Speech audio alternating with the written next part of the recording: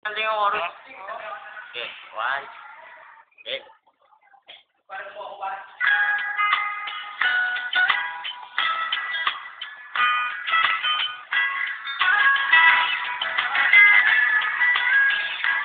Nakakabuhay na tao'y merong pag-ibig na sakain. Kaya na tanging dapat mo lang gawin sa aking sumakay. Haligan at ibigin natin ang tulog. Di ka ipagkamo at arahan sa latang nakakasiwa. Magkakata kung ito hari aking opinion. Layunin ko'y magkakita lahat ng relihiyon. Milyon ng tao sa mundo ng ating tutuusin. Bawat tao ay may buhay na pwede rin tubusin ng gas. At kung kameron kung tama o hindi, madadagin mo ba siglit o dapat yung mag-inibig. Habang pasan na po nakikita kung malalaman. Bakit ka lang Diyos, hindi mo lang ito nalalaman. Sa kami ko ay merong suliranin at hindi mo matatungo sa sapat na baong kumulangin. Basta't mahalaga merong isang pag-ibig sumakasang di ka ba'y nalayan ang aking paligid ay salibay.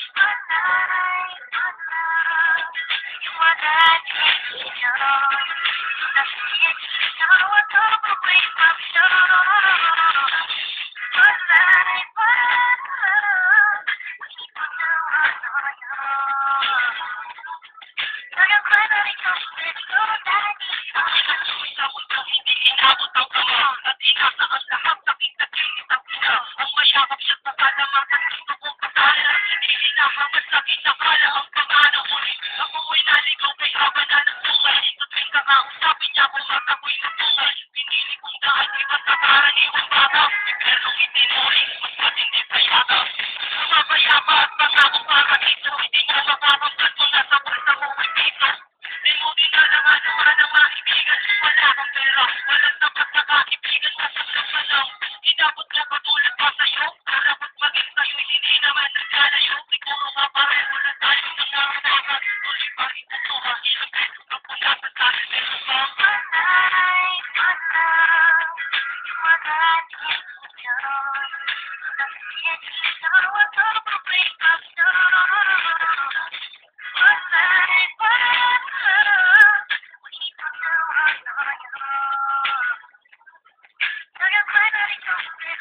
Ilalog sa mga kaibigan para matulungan. Sila na maisa na kalungkutan sa pulungan. Yan ang aking gawain. Tingnan kapit at tingnan sa piling ng mga kasama kong nakabilang ko sa mga kasama kong nakalaya na may atrako. Ligim na kong makuhay at pinilang na rin ako.